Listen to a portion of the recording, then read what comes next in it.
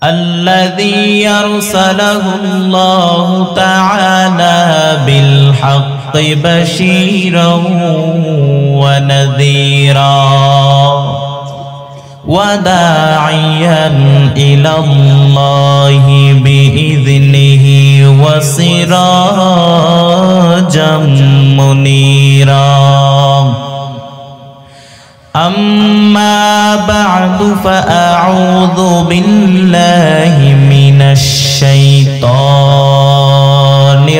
الرجيم بسم الله الرحمن الرحيم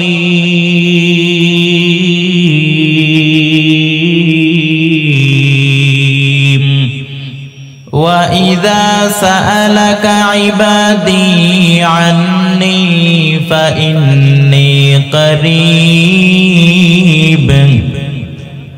أجيب دعوة الداعي إذا دعان فليستجيبوا لي وليؤمنوا بي لعلهم يرشدون.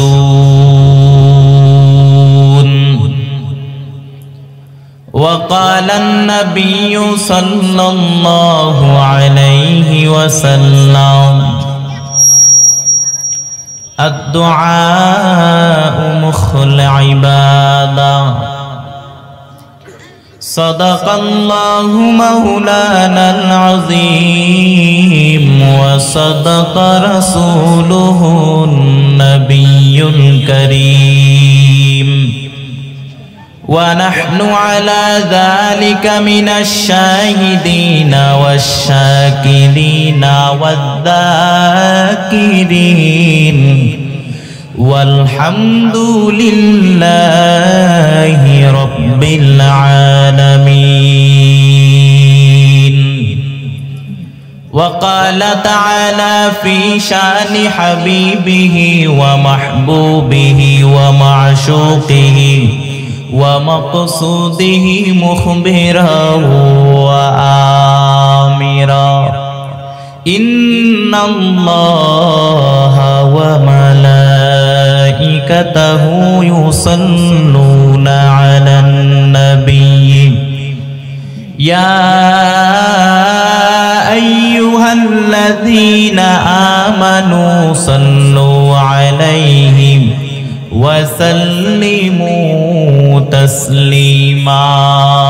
لا إله إلا الله لا إله إلا الله لا إله إلا الله لا إله إلا الله لا إله إلا الله لا إله إلا الله لا إله إلا الله محمد رسول الله صلى الله عليه وسلم. আরে আল্লাহর গোলাম, ওই সময়ের এত দাম, গভীর রাত, সব মানুষের ঘরের দরজা বন্ধ থাকে, একজনের দরজা খোলা থাকে, তিনি কে?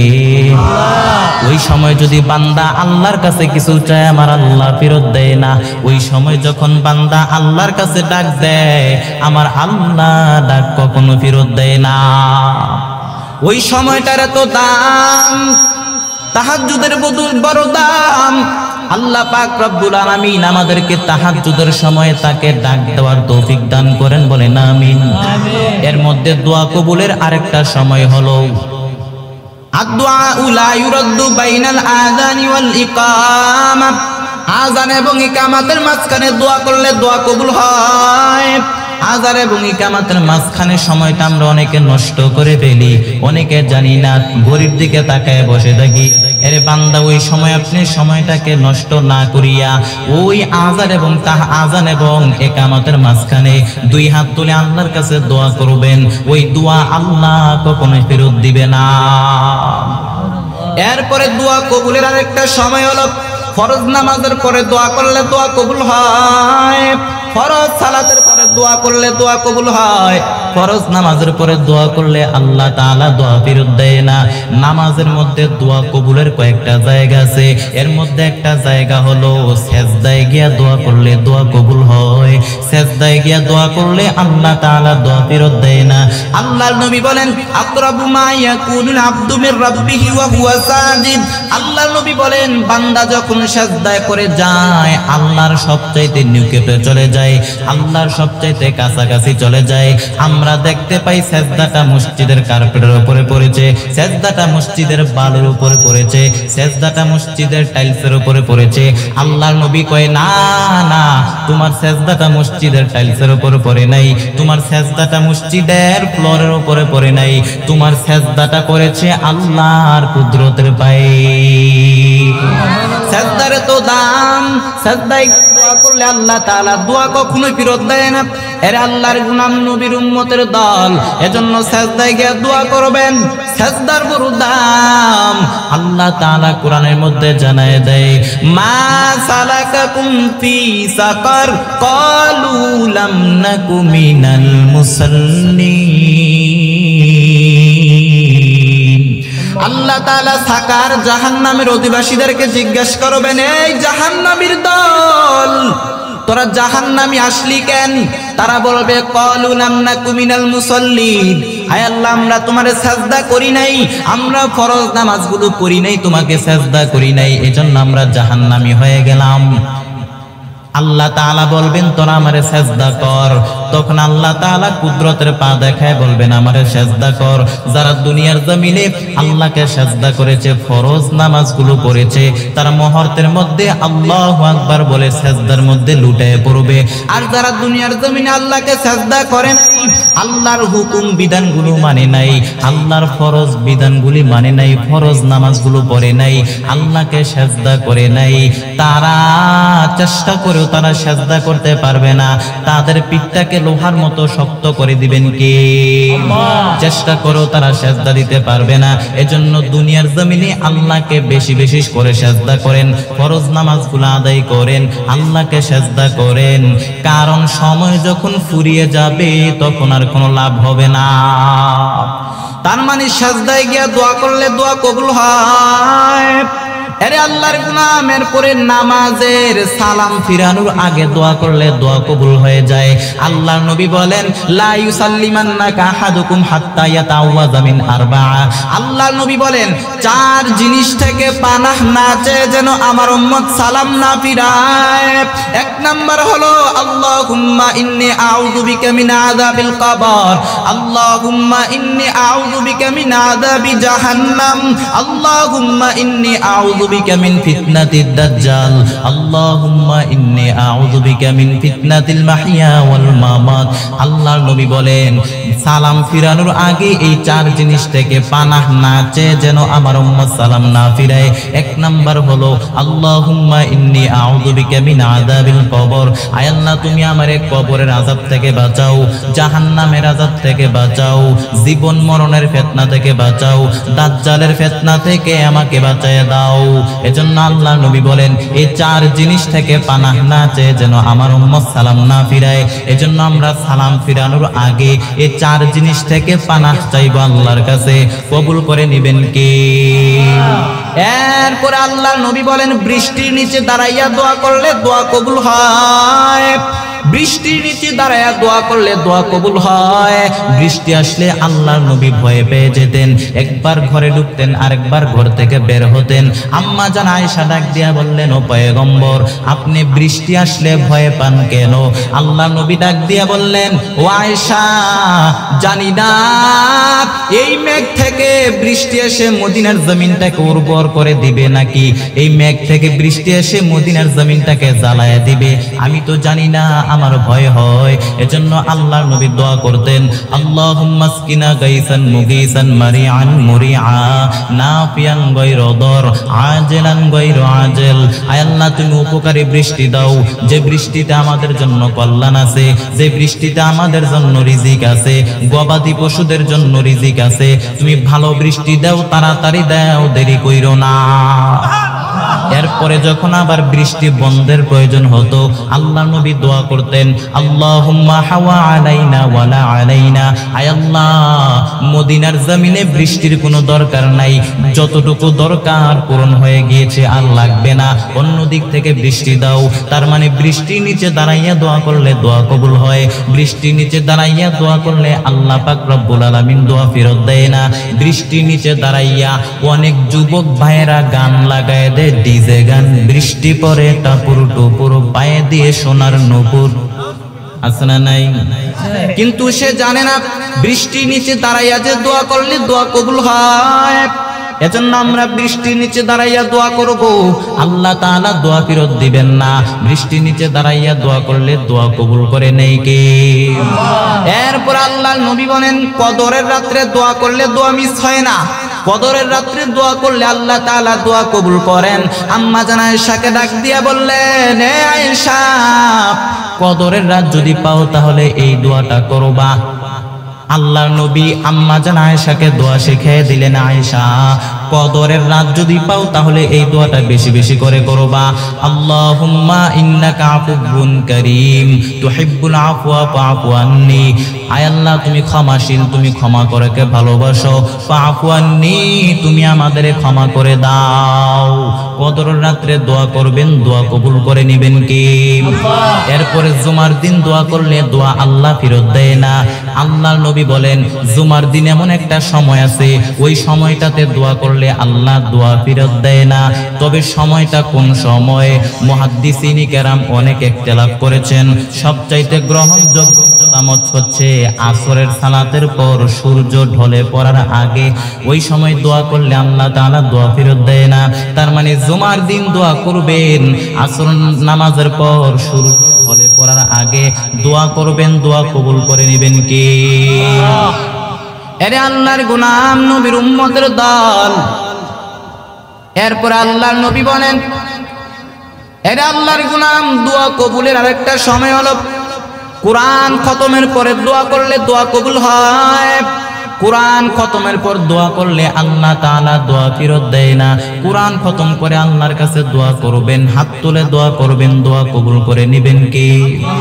এরপরে হজে গিয়া দোয়া করলে দোয়া কবুল হয়, তাওয়াফ অবস্থায় দোয়া করলে দোয়া কবুল হয়, আরাফার ময়দানে দাঁড়াইয়া দোয়া করলে দোয়া কবুল হয়, মুজদালিফায় দাঁড়াইয়া বুকটা লাগাইয়া যদি আপনি দোয়া করতে পারেন, গাটা লাগাইয়া যদি আপনি দোয়া করতে পারেন, ওই দোয়া আল্লাহ কখনো দেয় না। এরপর তিন ব্যক্তির দোয়া কবুল। কয় ব্যক্তি? তিন ব্যক্তির দোয়া কবুল, আল্লাহ তাআলা দোয়া ফেরত দেয় না। আল্লাহর নবী বলেন, সালাসু দাওয়াতিন মুস্তাজাবা লা শাক্কা ফীহিন্না। তিন ব্যক্তির দোয়া কবুল, আল্লাহ তাআলা দোয়া ফেরত দেয় না। এক নাম্বার হলো দাওয়াতুল মুসাফির। মুসাফির ব্যক্তি যখন দোয়া করে আল্লাহ তাআলা দোয়া ফেরত দেয় না। এরপরে দাওয়াতুল মাজলুম। মাজলুম ব্যক্তি যখন আল্লাহকে ডাক দেয়, ওই মাজলুম ব্যক্তির দোয়া আল্লাহ কখনো ফেরত দেয় না। তিন নাম্বার হলো দাওয়াতুল ওয়ালিদাইনি লিওয়ালাদিহি। মা বাবা যে সন্তানের জন্য দোয়া করবে, ওই দোয়া আল্লাহ কখনো ফেরত দেয় না। এরে আল্লাহর গোলাম, এজন্য দোয়া করবেন, দোয়া কবুল করে নেবেন কে? আল্লাহ। বেশি বেশি করে দোয়া করবেন, সব দোয়া আল্লাহর দরবারে কবুল হয়। তবে দোয়া কবুলের শর্ত হলো পাঁচটি। কয়টি? এক নাম্বার শর্ত হলো আকলুল হালাল। হালাল হতে হবে, হালাল উপার্জন হতে হবে। হারাম খাইয়া দোয়া করলে দোয়া কবুল হবে না। আল্লাহ তাআলা কুলু মিম্মা ফিল আরদি হালালান তাইয়্যিবা। আল্লাহ পাক রব্বুল আলামিন বলেন, আমি জমিনের মধ্যে যেটা হালাল করেছি ওইটা খাও, যেটা হারাম করেছি হারামের কাছে যাইও না। এরপর আল্লাহ নবী বলেন, ইন্নাল্লাহা তাইয়্যিব লা ইয়াকবালু ইল্লা তাইয়্যিবা।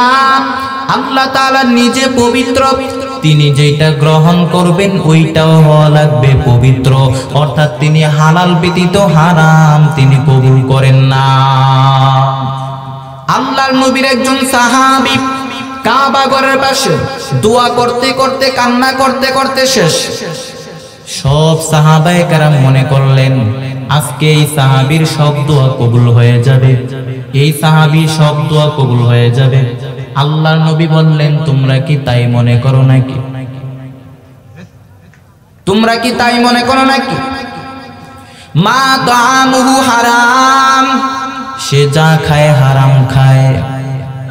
মা সাওবুহু হারাম, সে যে কাপড় পরিধান করে পোশাক পরিধান করে ওইটা হারাম টাকার কিনা। মাশরাবাহু হারাম, সে যে শরাব খায় ওইটা হারাম। আইয়াস্তাজাবালা, আল্লাহর কি ঠেকা পড়ছে তার দোয়াটা কবুল করার? তার মানে আল্লাহর নবীর সাহাবী হওয়ার পরেও, আল্লাহর নবীর সাহাবী হওয়ার পরেও হারাম খাইয়া দোয়া করার কারণে আল্লাহ তাআলা দোয়া কবুল করেন না। আবার কাবা ঘর বাইতুল্লাহর সামনে দাঁড়াইয়া দোয়া করলে আল্লাহ তাআলা দোয়া কখনো ফেরত দেয় না। ওই বাইতুল্লাহর সামনে কোন বান্দা যদি বাইতুল্লাহর সামনে গিয়া দোয়া করে, বাইতুল্লাহর গিলাফ ধরে যদি দোয়া করে, ওই দোয়া আল্লাহ তাআলা কখনো ফেরত দেয় না। কিন্তু ওই সাহাবী বাইতুল্লাহর কাবা ঘরের পাশে কিনারায় দাঁড়াইয়া দোয়া করার পরেও আল্লাহ তাআলা দোয়া করেন না, দোয়া কবুল করেন না। কারণ হারাম ভক্ষণ করার কারণে আল্লাহ তাআলা দোয়া কবুল করেন নাই। হারাম যদি পাহাড় সমপরিমাণ হয় কোনো লাভ নাই। হারাম দিয়া 5 তলা 10 তলা মসজিদ মাদ্রাসা করেন কোনো লাভ নাই। কিন্তু হালাল যদি সামান্য হয়, হালালের মধ্যে বরকত ঢুকায় দিয়েছেন কে? যারা হালাল খায় তাদের কোনো টেনশন নাই, যারা হালাল খায় তাদের ঘুমের মধ্যে কোনো ডিস্টার্ব নাই। যেখানে রাত ওইখানে কায়, সারাদিন পরিশ্রম করার পর এমন ভাবে ঘুম দেয়, এমন ভাবে নাকটাই না ঘুম দেয় ট্রাকের ইঞ্জিন উপে। আর যারা হারাম খায় তাদের টেনশন, ঘুম নাই, ট্যাবলেট ছাড়া ঘুম আসে না, বিবি কথা শুনে না, সন্তান কথা শুনে না, ডাকায় তার হামলা মামলার ভয়, খাইতে পারে না ডায়াবেটিস, ডাক্তারের পরামর্শ নিয়া ফজরের আগে রাস্তার মধ্যে দৌড়ায়। আছে না নাই? আরে আল্লাহর গোলাম, তার মানে হারামের মধ্যে কোনো বরকত নাই, হালালের মধ্যে বরকত ঢুকাই দিয়েছেন কে? আল্লাহ। আরে আল্লাহর গোলাম, হালালের মধ্যে বরকত আল্লাহ তারা ঢুকাই দিয়েছেন, হারামের মধ্যে কোনো বরকত নাই। এইবার আপনারা জবাব দেন, এই বাংলার জমিনের মধ্যে কুত্তা বেশি না গরু বেশি? কুত্তায় বাচ্চা দেয় কয়টা? নিম্নত 5-6টা দেয়। আর গরুতে বাচ্চা দেয় কয়টা? একটা বাচ্চা দেয়। এরপরে আবার বাংলাদেশের গরু হয় না, অন্যের রাষ্ট্র থেকে আনা লাগে। এবার আপনারা জবাব দেন, এই বাংলার জমিনে কুত্তা বেশি না গরু বেশি? তাহলে ব্যাপার কি, ব্যাপার কি, ব্যাপার কি? জবাব হলো হালালের মধ্যে বরকত, হারামের মধ্যে কোনো বরকত নাই।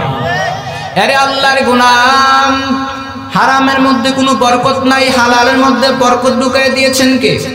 আরে আল্লাহর গোলামের জন্য দোয়া কবুলের 1 নাম্বার শর্ত হলো হালাল হতে হবে। এরপরে 2 নাম্বার শর্ত হলো দোয়াটা করতে হবে একজনের কাছে, তিনি কে? চাইতে হবে একজনের কাছে, তিনি কে? আপনি আল্লাহর কাছে, এই দোয়া কবুল হবে না। এজন্য আল্লাহর কাছে চাইবেন। সন্তান দেওয়ার মালিক কে? রিজিক দেওয়ার মালিক কে? এজন্য চাইতে হবে একমাত্র আল্লাহর কাছে। অনেকে সন্তানের জন্য মাজারে গিয়ে সেজদা দেয়, বাবায় নাকি সন্তান দেয়। বেশিরভাগ মহিলারা যায়, ও মা ও বোন, মাজারে গিয়া সেজদা দিয়া নিজের নামটারে মুশরিকদের খাতায় লেখাবেন না, বাধা দিবেন, ইসলাম বুঝাইবেন। আজকে নারীদেরকে ইসলাম শিক্ষা দেওয়া হয় না, কোরআন শিক্ষা দেওয়া হয় না, যার কারণে নারীগুলো সন্তানের জন্য মাজারে গিয়া সেজদা দেয়। মাজারে গিয়া সেজদা দিলে নাকি বাচ্চা হয়। মাজারে গিয়া সেজদা দিলে যদি বাচ্চা হয়, আর মাজারে গিয়া সেজদা না দিলে যদি বাচ্চা না হয়, কুত্তায় যে বাচ্চা দেয়, কুত্তায় কোন দরবারে যায়? আকল খাটালেই তো বোঝা যায়। এজন্য সন্তান দেওয়ার মালিক একমাত্র আল্লাহ। আল্লাহ তাআলা বলেন, আমি আল্লাহ কাউকে ছেলে দেই, কাউকে মেয়ে দেই, আবার কাউকে কোনোটাই দেই না। এজন্য সন্তান দেওয়ার মালিক কে? আল্লাহ। এরপরে রিজিকের মালিক একমাত্র আল্লাহ। গোটা পৃথিবীর মধ্যে যত মাখলুকত আছে, যত প্রাণী আছে, সবাইকে রিজিক দেয় কে? এজন্য চাইতে হবে, দোয়াটা করতে হবে একমাত্র আল্লাহর কাছে, সেজদাটা করতে হবে একমাত্র আল্লাহকে। এরপরে দোয়া কবুলের 3 নাম্বার শর্ত হলো ইয়াকিন থাকতে হবে। উদউ ওয়া আনতুম মুকিনুনা বিল ইজাবা। ইয়াকিন থাকতে হবে, আপনি বিশ্বাসের সাথে আল্লাহর কাছে দোয়া করবেন, ইয়াকিনের সাথে আল্লাহর কাছে দোয়া করবেন। যার বিশ্বাস যত বেশি, তার দোয়া কবুল হওয়ার সম্ভাবনাও তত বেশি। আর আপনি যদি আল্লাহর কাছে দোয়া করেন, আয় আল্লাহ দোয়াটা করলাম, না জানি কবুল হয় কিনা, সন্দেহ সন্দেহ লাগে, এরকম ভেজাল্লা দোয়া করলে দোয়া কবুল হবে না।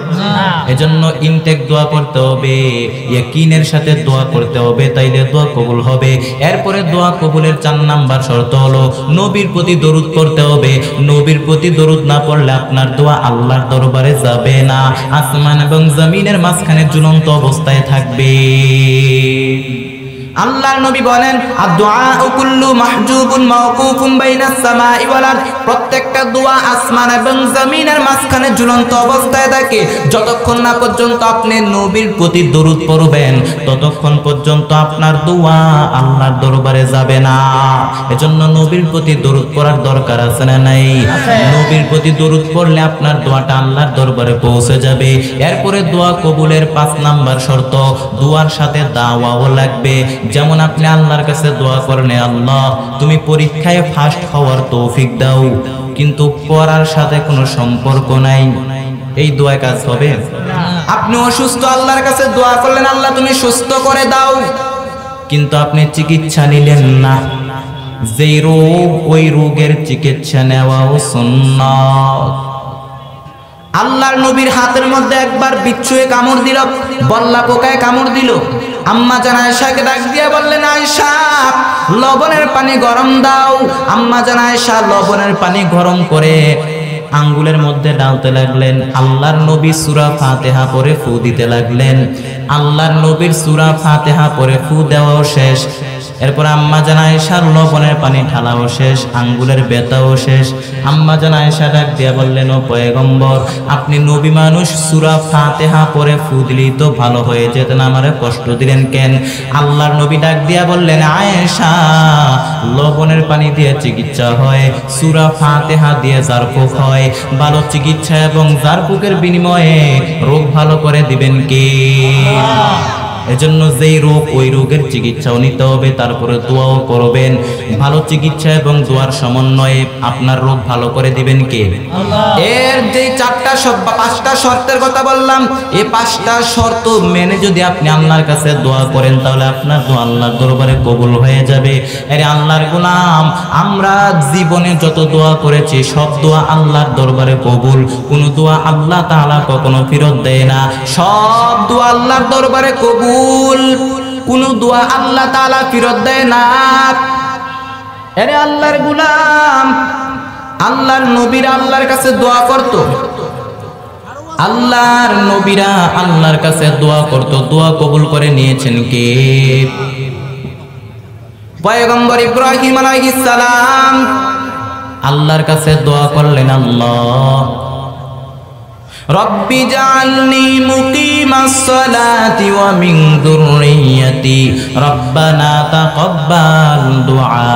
পয়গম্বর ইব্রাহিম আলাইহিস সালাম আল্লাহর কাছে দোয়া করলেন, আল্লাহ তুমি আমাকে নামাজ কায়েমকারী বানাও, আমার সাথে আমার সন্তান ইসমাইলেরও তুমি নামাজি বানায় দাও। শুধু তাই না, ইব্রাহিম নবী নেককার সন্তানের জন্য দোয়া করেছেন। ইব্রাহিম নবী জীবনে যত দোয়া করেছেন, সব দোয়া কবুল করে নিয়েছেন কে? আল্লাহ। এরপরে নেককার সন্তানের জন্য দোয়া করলেন, রব্বি হাবলি মিনাস সলিহিন। ইব্রাহিম নবী দোয়া করলেন, আল্লাহ তুমি আমার একটা নেককার সন্তান দাও। আল্লাহ তাআলা নেককার সন্তানের সুসংবাদ দিয়ে দিলেন, ফাবাশশারনাহু বিগুলামিন হালিম। আল্লাহ তাআলা নেককার সন্তান দান করলেন, ওই নেককার সন্তানের নাম হলো ইসমাঈল। জীবনে যত দোয়া করেছেন সব দোয়া আল্লাহ তাআলা কবুল করে নিয়েছেন। এরপরে পয়গম্বর আদম আলাইহিস সালাম দোয়া করলেন, দোয়া কবুল করে নিলেন কে? পয়গম্বর আদম আলাইহিস সালাম ভুল করেছেন, ভুল করে গন্ধম খেয়ে ফেললেন।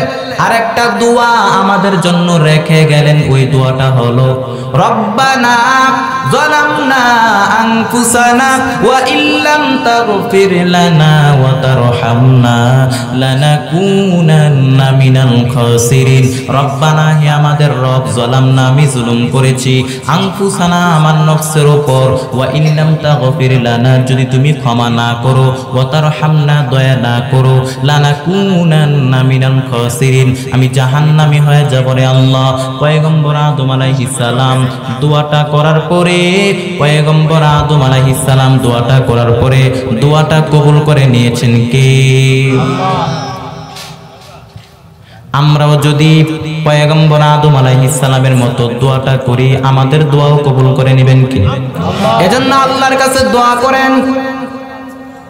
এরপর আমরা যখন বিপদের মধ্যে পড়ে যাব, মুসিবতের মধ্যে যখন পড়ে যাব, তখন কি দোয়া করতে হবে কোরআনের মধ্যে আছে না নাই? আছে। পয়গম্বর ইউনূস আলাইহিস সালামের দোয়াটা কোরআনের মধ্যে আছে। পয়গম্বর ইউনূস আলাইহিস সালাম দোয়াটা পড়লেন, লা ইলাহা ইল্লা আনতা সুবহানাকা ইন্নী কুনতু মিনাজ জালিমিন। লা ইলাহা ইল্লা আনতা, আয় আল্লাহ, তোমাকে ছাড়া কোনো মাবুদ নাই, সুবহানাকা, তুমি অতি পবিত্র, ইন্নী কুনতু মিনাজ জালিমিন, আমি জুলুম করেছি, অন্যায় করেছি, তুমি আমাকে maaf করে দাও। পয়গম্বর ইউনূস আলাইহিস সালাম বিপদের সময় এই দোয়াটা করার পরে ইউনূস নবীকে মাছের পেট থেকে উদ্ধার করে দিলেন কে?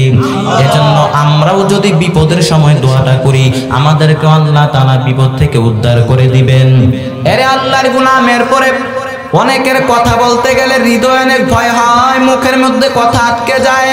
পয়গম্বর মূসা আলাইহিস সালামের দোয়াটা কোরআনের মধ্যে আছে না নাই? পয়গম্বর মূসা আলাইহিস সালাম আল্লাহর কাছে দোয়া করলেন, রব্বিশরাহলি সাদরি ওয়া ইয়াসসিরলি আমরি ওয়াহলুল উকদাতাম মিন লিসানি ইয়াফকাহু কওলি। পয়গম্বর মূসা আলাইহিস সালাম আল্লাহর কাছে দোয়া করলেন, আল্লাহ, কথা বলতে গেলে আমার মুখের মধ্যে কথা আটকে যায়, হৃদয়ে অনেক ভয় হয়, আমার দ্বীনি কাজগুলোকে সহজ করে দাও, আমার কথাগুলোকে স্পষ্ট করে দাও। এই দোয়াটা করার পরে পয়গম্বর মূসা আলাইহিস সালামের কথাগুলোকে স্পষ্ট করে দিলেন কি? এজন্য আমরাও পড়ার সময় এই দোয়াটা পড়ব। এরে আল্লাহর গোলাম, এজন্য আল্লাহর কাছে দোয়া করবেন। কোরআনের দোয়া কতই না সুন্দর, কোরআনের দোয়ার মতো কোনো দোয়া হতে পারে নাকি? কোরআনের দোয়ার মতো কোনো দোয়া হয় না। কত সুন্দর দোয়া, রব্বানা আতিনা ফিদ দুনিয়া হাসানাতাও ওয়া ফিল আখিরাতি হাসানা ওয়া কিনা আযাবান নার। রব্বানা, হে আমাদের রব, আতিনা ফিদ দুনিয়া হাসানা, দুনিয়াতে তুমি আমাদেরকে উত্তম কল্যাণ দান করো, ওয়া ফিল আখিরাতি হাসানা, এবং আখিরাতে তুমি আমাদেরকে উত্তম কল্যাণ দান করো, দুনিয়া এবং আখিরাত সুন্দর করে দাও, ওয়া কিনা আযাবান নার, জাহান্নামের কঠিন আযাব থেকে তুমি আমাদেরকে বাঁচাও। সমস্ত নবীরা দোয়াটা করতেন, এজন্য আমরাও দোয়াটা করব। শুধু নিজের জন্য না, নিজেও দোয়া করবেন, অন্যের জন্য দোয়া করবেন, নিজের জন্য দোয়া করবেন, অন্যের জন্য দোয়া করবেন। আল্লাহর নবী বলেন, ইয়াদউলি আখিহিল মুসলিম বিজাহারিল গায়ব। আল্লাহর নবী বলেন, যেই বান্দা অন্য বান্দার জন্য দোয়া করে, যেই মুসলমান ভাই অন্য মুসলমান ভাইয়ের জন্য দোয়া করে, ওই দোয়াটা আগে আল্লাহ তার জন্য কবুল করে নেয়।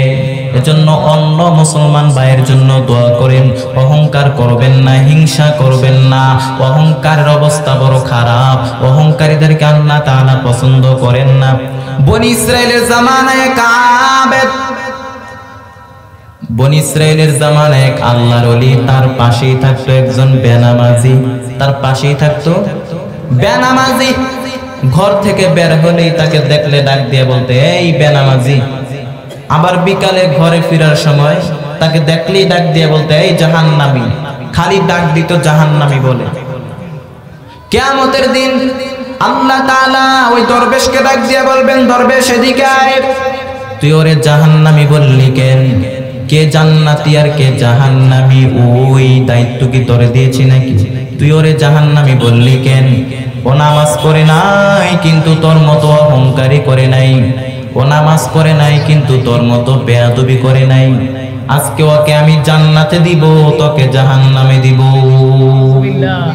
এজন্য অহংকার বড় খারাপ।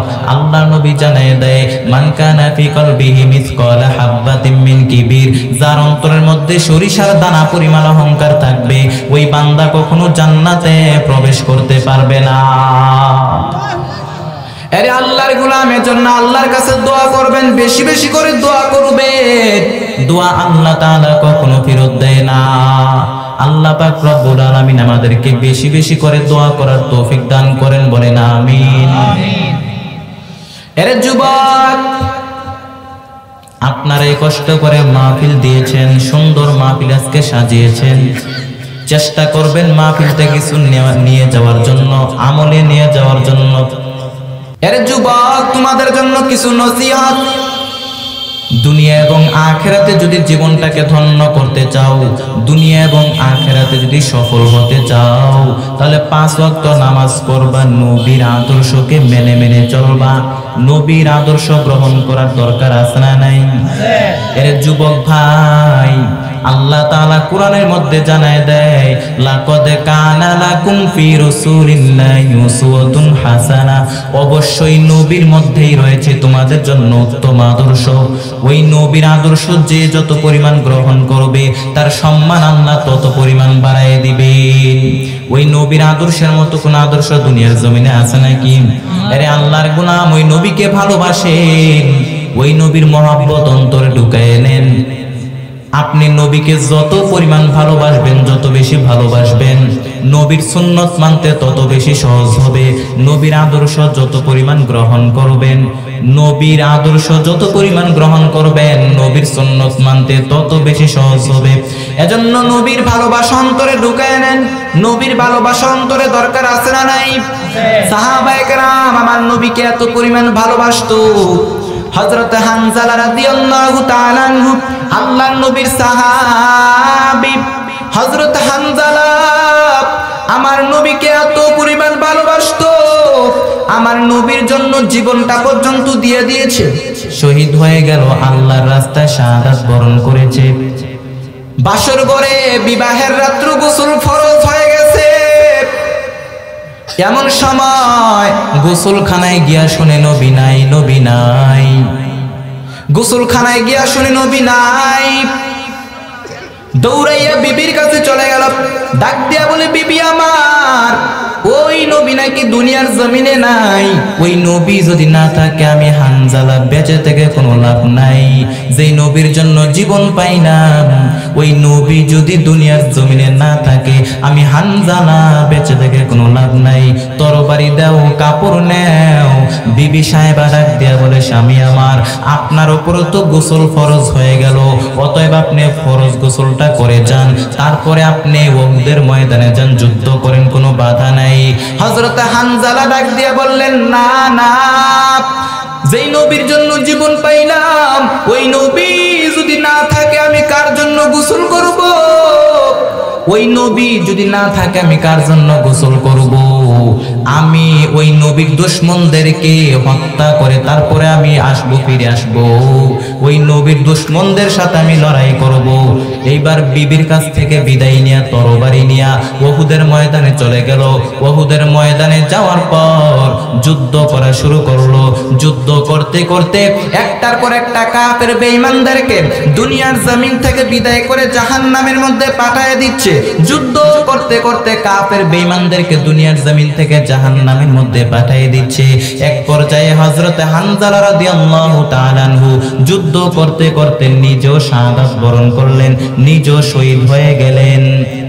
উহুদের যুদ্ধ শেষ হওয়ার পর আল্লাহর নবী ডাক দিয়া বললেন, ও সাহাবায়ে কেরাম, যারা উহুদের ময়দানে শাহাদাত বরণ করেছে, উহুদের ময়দানে আল্লাহর দ্বীন আল্লাহর জমিনের মধ্যে বাস্তবায়ন করতে গিয়া যারা উহুদের ময়দানে শাহাদাত বরণ করেছে, সব শহীদদেরকে বিনা গোসলে দাফন করার ব্যবস্থা করে দাও। আরে আল্লাহর গোলাম, যারা আল্লাহর রাস্তায় শহীদ হয়ে যায় তাদেরকে গোসল দেওয়া হয় না, বরং যেই অবস্থায় তারা শহীদ হয় ওই অবস্থায় তাদেরকে কবরের মধ্যে রাখা হয়। কারণ কিয়ামতের ময়দানে তারা ওই শরীর নিয়ে আল্লাহর সামনে দাঁড়ায় যাবে। হাসরের ময়দানে রক্তাক্ত শরীর নিয়ে আমার মাওলার সামনে দাঁড়ায় যাবে।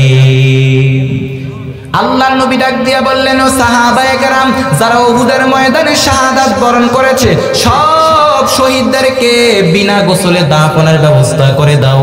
এমন সময় ময়দানের এক কোনা কিনারা থেকে এক মহিলা ডাক দিয়া বলে, ও পয়গম্বর, যারা উহুদের ময়দানে শাহাদাত বরণ করেছে সব শহীদদেরকে যদিও আপনি বিনা গোসলে কবর দিবেন, কিন্তু হানজালা নামের মানুষটারে বিনা গোসলে কবর দেওয়া যাবে না। ও নবী, আমি হানজালার বিবি।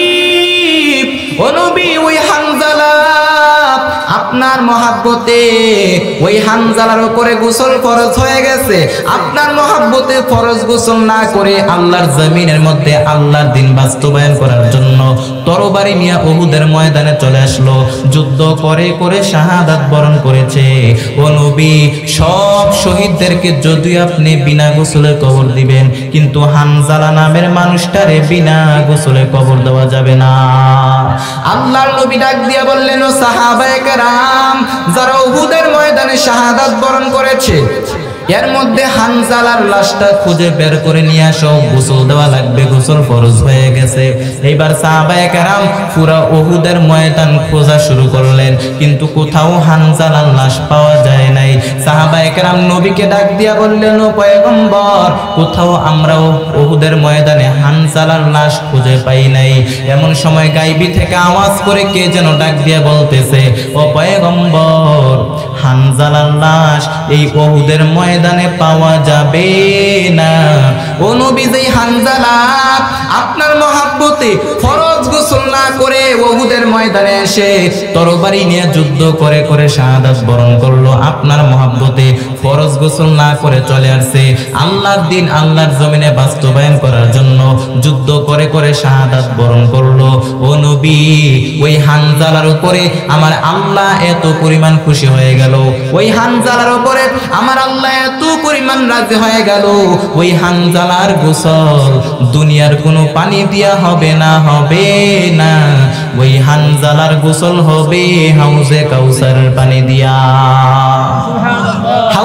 হাউজে কাউসার থেকে পানি নিয়ে নিয়া আসমানের মধ্যে ফেরেশতাদের মাধ্যমে গোসলের ব্যবস্থা হয়ে গেছে। কান্দিয়া বে কুলরে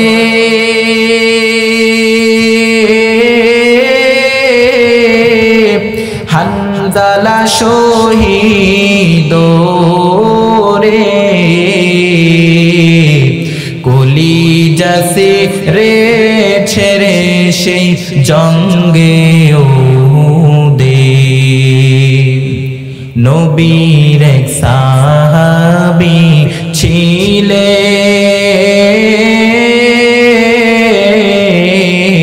হানজালা নামেতে, তিনি শহীদ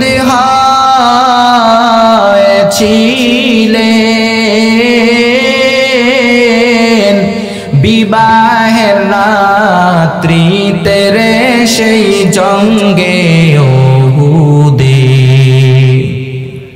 হাত তুলে স্ত্রী বলে, মাওলারি দরবারে বিয়ের রাত্রে নবস্বামী ছপিলাম তোমার রে সেই জঙ্গে উহুদে। যুদ্ধে গেলেন শহীদ হইলে পাক হালাতে নবী জেনে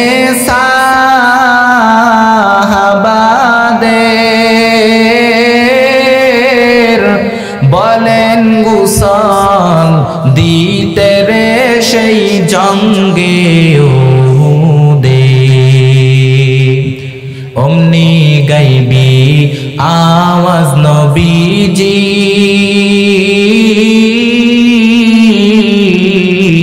পাহিলেন শুনিতে হানজালার গোসল হয়েছে ফেরেশতাদের হাতের জান্নাতের পানিতে এরে আল্লাহর গোলাম নবীর উম্মত ওই নবীর মহব্বতে সাহাবায়ে কেরাম জীবনটা পর্যন্ত দিয়ে দিল। হযরত হানজালা ফরজ গোসলটা পর্যন্ত করে নাই। ফরজ গোসল না করিয়া আমার নবীর মহব্বতে আল্লাহর জমিনের মধ্যে আল্লাহর দিন বাস্তবায়ন করার জন্য উহুদের ময়দানে যুদ্ধ করে করে শাহাদাত বরণ করে ফেলল। এরে আল্লাহর গোলাম সাহাবায়ে কেরাম আমার নবীর মহব্বতে জীবনটা পর্যন্ত দিয়ে দিত। সাহাবায়ে কেরাম আমার নবীকে কত মহব্বত করত। এরে আল্লাহর গোলাম ওই নবীর মহব্বত অন্তরে ঢুকায় নাও, ওই নবীর আদর্শ গ্রহণ করে নাও রে যুবক। ওই নবীর আদর্শের মতো কোন আদর্শ দুনিয়ার জমিনে হয় না। সাহাবায়ে কেরাম আমার নবীকে এত পরিমাণ ভালোবাসতো, কেমন ভালোবাসতো আরেকটা ঘটনা আপনাদেরকে শোনায় দেই। আল্লাহর নবীর আরেকজন সাহাবী হযরত সাদ রাদিয়াল্লাহু তাআলা আনহু আমার নবীকে ডাক দিয়া বললেন, ও পয়গম্বর, ও পয়গম্বর। সাদ রাদিয়াল্লাহু তাআলা আনহু আমার নবীকে এত পরিমাণ ভালোবাসতো। এরে আল্লাহর গোলাম নবীর ভালোবাসায় জীবনটা পর্যন্ত দিয়ে দিত। ওই নবীর ভালোবাসার দরকার আছে না নাই? এরে আল্লাহর গোলাম শুধু তাই না, যেই নবীর জন্য আসমান পাগল, জমিন পাগল, গাছ পাগল, মাছ পাগল, যেই নবীর জন্য গোটা দুনিয়া পাগল, শুধু তাই না, এরে আল্লাহর গোলাম একটা মরা খেজুরের গাছ আমার নবীর জন্য কান্নায় জারজার হয়ে গেল। আমার নবী খেজুর গাছের মধ্যে হেলান দিয়ে খুতবা দেয়। মিম্বর যখন পাকা হয়ে গেল, মিম্বর যখন সংস্কার করা হয়ে গেল, ওই খেজুরের গাছটাকে তুলে দূরে ফেলায় দেওয়া হয়। পরের জমায় আমার নবী খুতবা দিবেন, কান্নার আওয়াজ শুনতে পাইলেন। নবী ডাক দিয়া বললেন, ও সাহাবায়ে কেরাম কোথায় থেকে কান্নার আওয়াজ আসতেছে দেখো। সাহাবায়ে কেরাম তাকায় দেখে মরা খেজুরের গাছ থেকে কান্নার আওয়াজ। মায়ের কোলে শিশু বাচ্চা হাউমাউ করে কান্না করলে যেমন আওয়াজ হয়, ঠিক তেমন ভাবে কান্না শুরু করলো মরা খেজুরের গাছ। আমার নবী মরা খেজুরের গাছকে ডাক দিয়া বললেন, ও খেজুরের গাছ, তুই তো একটা মরা খেজুরের গাছ, তুই ভাবে কান্না করো কেন? মরা খেজুরের গাছ ডাক দিয়া বলে, ও পয়গম্বর, ও নবী গত জমায় আপনি আমাকে হেলান দিয়ে খুতবা দিতেন, আমি আপনার সাথে সব সময় লেগে থাকতাম। ও নবী মিম্বর যখন পাকা হয়ে গেল, মিম্বর যখন নতুন হয়ে গেল, আমাকে দূরে পালাইয়া দেওয়া হলো। এজন্য আপনার বিরহ বেদনায় আমি কান্না করতেছি, আপনার বিরহ বেদনা আমার সহ্য হয় না। নবী ডাক দিয়া বললেন, ও মরা খেজুরের গাছ, আমি তোর জন্য দোয়া করি দেই, তুই কান্না করবি না, তুই একটা জীবিত খেজুরের গাছ হয়ে যাবি। শুধু তাই না, তোর জন্য দোয়া করে দেই, তুই কিয়ামত পর্যন্ত হায়াত পাবে। শুধু তাই না, তোর মধ্যে এমন বরকতের খেজুর হবে, আমার উম্মত কিয়ামত পর্যন্ত তোর থেকে খেজুর খাবে, তোর বরকতের খেজুর কখনো কমাইতে পারবে না। মরা খেজুরের গাছ ডাক দিয়া বলে, পয়গম্বর, ও নবী আমি একটা জীবিত খেজুরের গাছ হতে চাই না, কিয়ামত পর্যন্ত হায়াতও চাই না, আমার মধ্যে বরকতের খেজুর হোক ও নবী আমি তাও চাই না। নবী ডাক দিয়া বললেন তাহলে কি চাস?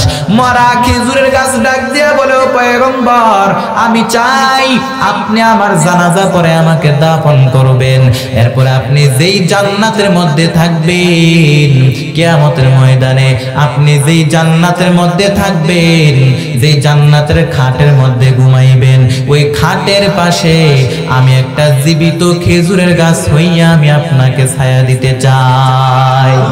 উস্তুনে হান না না আজ হাজরে রসুল লান মিজাদ হাম চুয়ার বাবুল মান আহাব্বা সুন্নতি কৌলে রসুল মজদায়ে কানা হাম কুন কবুল।